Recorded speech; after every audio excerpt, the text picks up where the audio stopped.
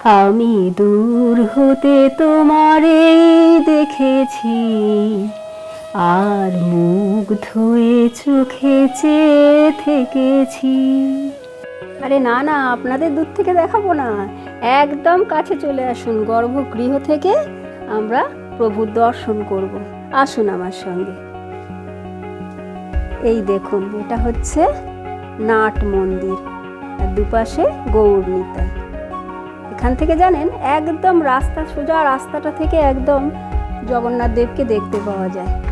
এই দেখুন, এটা নাট মন্দির। এই নাট মন্দিরে সারাদিন মানুষ বিশ্রাম নেয়, আর সন্ধেবেলা এখানে কীর্তন হয়। আর এই আমার প্রভু জগন্নাথ দেব। চলুন তাহলে আমরা ভেতরে গিয়ে প্রভুকে দর্শন করি। আসুন আমার সঙ্গে। এই হলো প্রভুর দরজা, এখান দিয়ে আমরা ঢুকবো। এই আমরা চলে এসেছি। প্রভুর দর্শন করুন, জগন্নাথ দেব, বলরাম দেব আর মাতা সুভদ্রা। আচ্ছা, আপনাদের জানতে ইচ্ছে করে না যে মাহেশে জগন্নাথ দেব কীভাবে প্রতিষ্ঠা হলো? পৌরাণিক গল্প শুনতে তো আমার ভীষণ ভালো লাগে। তাহলে চলুন না, আজকে আমরা মাহেশের জগন্নাথ দেবের প্রতিষ্ঠার গল্প শুনি। এই আমার দুই ভাই, আমিও এই বাড়িরই একজন সদস্য, তার জন্য আমিও প্রভুর আশীর্বাদ ধন্য। তাহলে শুনুন প্রভু জগন্নাথ দেবের মাহেশে আবির্ভাবের গল্প। জয় জগন্নাথ, জয় বলভদ্রদেব, জয় মা সুভদ্রা। আপনারা এই যে জগন্নাথ দেবের মূর্তি দর্শন করছেন, এই জগন্নাথ দেবের মূর্তি 630 বছরের 30 বছর পূর্বে স্বামী ধ্রুবানন্দ ব্রহ্মচারী, এক সর্বত্যাগী সন্ন্যাসী, ভারত ভ্রমণে বেরিয়ে তিনি যখন পুরী ধামে উপনীত হন, তখন তার মনে বাসনা জাগে তিনি নিজ হস্তে প্রভুকে ভোগ নিবেদন করবেন। তিনি যখন ঠাকুরকে ভোগ নিবেদন করতে উদ্যত হলেন, তখন পুরীর পাণ্ডারা তাকে বিতাড়িত করল এবং ভৎসিত করল। বলল, তুমি এক অর্বাচীন সন্ন্যাসী, তোমার এত বড় স্পর্ধা, তুমি নিজ হস্তে প্রভু জগন্নাথ দেবকে ভোগ নিবেদন করবে। তখন স্বামী ধ্রুবানন্দ মর্মাহত হয়ে বটবৃক্ষের নিচে ক্রন্দন করতে লাগলেন এবং তিনি মনোদুঃখে দিন যাপন করতে করতে একদিন ঠিক করলেন যে তিনি আত্মহনন করবেন। সেই রাতে প্রভু জগন্নাথ দেব তাকে দর্শন দিলেন এবং বললেন, স্বামী ধ্রুবানন্দ, আত্মহত্যা মহাপাপ, তুমি মাহেশে যাও, ভাগীরথীর তীরে মাহেশে যাও, আমি তোমাকে সেখানে দর্শন দেব এবং তুমি আমার ওখানে মন্দির প্রতিষ্ঠা করে আমাকে ভোগ নিবেদন করো। এই স্বপ্নাদেশ পেয়ে স্বামী ধ্রুবানন্দ জয় জগন্নাথ বলে ভাগীরথীর তীরে মাহেশ গ্রামে উপস্থিত হলেন। তিনি ভাগীরথীর তীরে অপেক্ষা করতে লাগলেন প্রভু জগন্নাথ দেবের দর্শনের অপেক্ষায়। হঠাৎ করে কয়েকদিন অপেক্ষা করার পরে একদিন প্রচণ্ড ঝড় বৃষ্টির রাতে তিনি উপলব্ধি করলেন একটি বিরাট কাষ্ঠখণ্ড ভাগীরথীর তীরে ভেসে আসছে। তিনি জয় জগন্নাথ বলে সেই কাষ্ঠখণ্ডটিকে আঁকড়ে ধরলেন এবং কোনো ক্রমে তীরে এসে উপনীত হলেন। এবং পরের দিন স্বয়ং বিশ্বকর্মা স্বামী ধ্রুবানন্দের কাছে উপস্থিত হলেন এবং বললেন, আমাকে মূর্তি বানিয়ে দেওয়ার কথা বলা হয়েছে, আপনি বলুন কিভাবে আমি এই মূর্তি বানাবো। তখন স্বামী ধ্রুবানন্দ তার স্বপ্নাদৃষ্ট যে রূপ তিনি দেখেছিলেন, সেই রূপ তিনি স্বয়ং বিশ্বকর্মার কাছে বর্ণনা করলেন এবং স্বয়ং বিশ্বকর্মা সেই তার রূপের বর্ণনা শুনে প্রভু জগন্নাথ দেব, প্রভু বলভদ্রদেব এবং মা সুভদ্রার 3টি দারুণ মূর্তি তিনি নির্মাণ করিলেন এবং ভাগীরথীর তীরে পর্ণ কুটিরে তিনি প্রভু জগন্নাথ দেবের ভোগাদি নিবেদন করে পুজো অর্চনা করতে লাগলেন। কালক্রমে যখন তার বৃদ্ধ হলেন তখন এবং উত্থান শক্তি রহিত হলেন, একদিন প্রভু শ্রী চৈতন্যদেব পুরী যাত্রার পথে মাহেশে উপস্থিত হলেন এবং প্রভু জগন্নাথ দেবকে দর্শন করিলেন। তখন স্বামী ধ্রুবানন্দ প্রভু শ্রী চৈতন্যদেবকে বলিলেন, প্রভু তুমি আমার এই প্রভুর ঠাকুরের দায়ভার গ্রহণ করো, আমার অন্তিম কাল উপস্থিত হয়েছে। তখন প্রভু বললেন যে আমি নয়, আমার এক পার্ষদকে আমি এই দায়ভার গ্রহণ করার নির্দেশ দিচ্ছি। এবং তিনি তার দ্বাদশ পার্ষদের মধ্যে একজনকে তিনি বললেন যে তুমি এখানে থাকো, তুমি প্রভু জগন্নাথ দেবের সেবা অর্চনা করবে এবং তার নিত্য ভোগাদির ব্যবস্থা করবে। সেই পার্ষদ আর কেউ নয়, স্বয়ং শ্রী কমলাকর ঠাকুর। সেই কমলাকর ঠাকুর তার দায়ভার গ্রহণ করার পর থেকে আজ পর্যন্ত 630 বছর ধরে এই প্রভু দারুমূর্তির পূজিত হয়ে আসছেন এবং 14তম পুরুষ হিসাবে আমরা বংশ পরম্পরায় প্রভু জগন্নাথ দেবের সেবা অর্চনা করে আসছি। জয় জগন্নাথ, জয় জগন্নাথ, জয় কি জগন্নাথ। প্রভুর আবির্ভাবের গল্প শুনলেন তো? কেমন লাগলো অবশ্যই জানাবেন কিন্তু। এবার চলুন প্রভুর রন্ধনশালা দেখে আসি আমরা।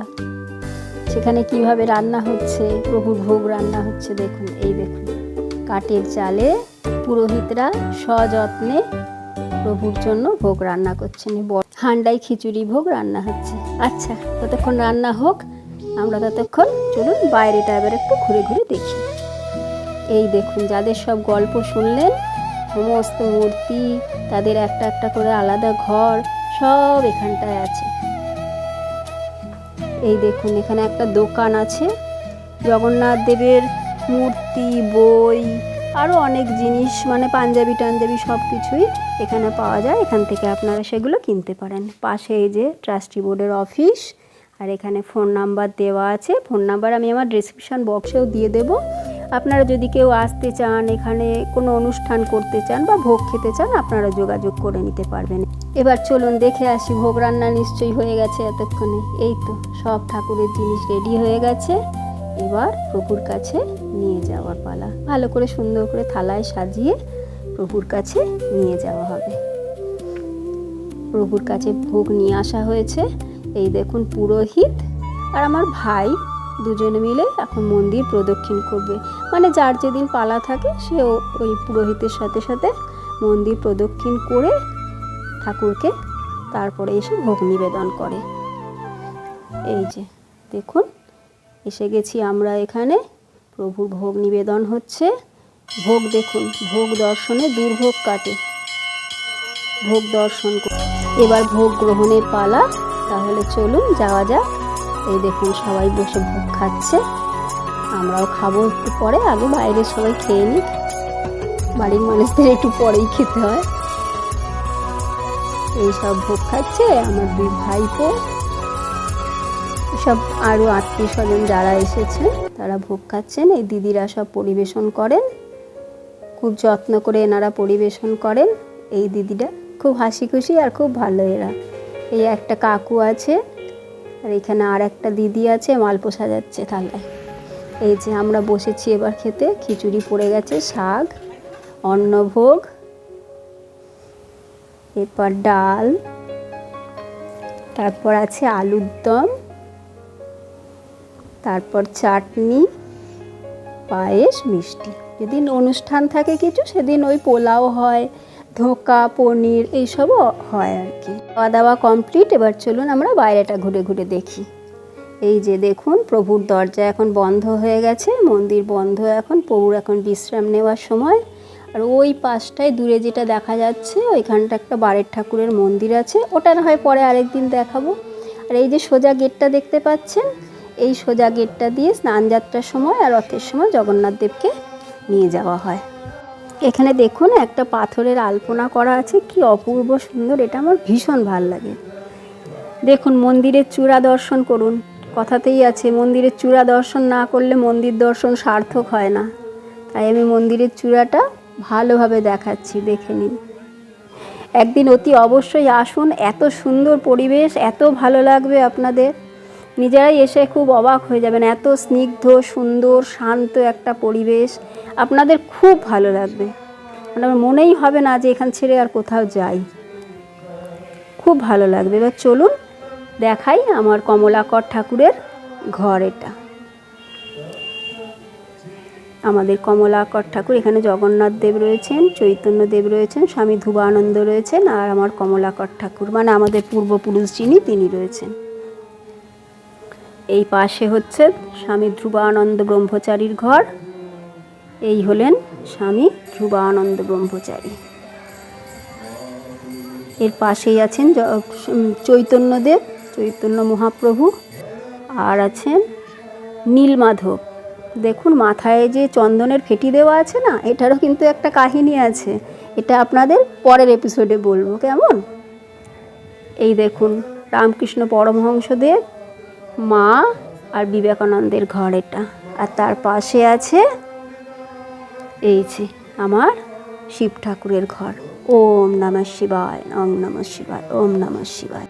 তাহলে আমার আজকের প্রতিবেদন আপনাদের কেমন লাগলো অবশ্যই জানাবেন কিন্তু। আর হ্যাঁ, যত তাড়াতাড়ি সম্ভব হয় একদিন মাহেশের জগন্নাথ দেবকে এসে দর্শন করে যান। মহাপ্রভুর আশীর্বাদে সকলে ভালো থাকুন, সুস্থ থাকুন, সুন্দর থাকুন। আজকের মতো আসি।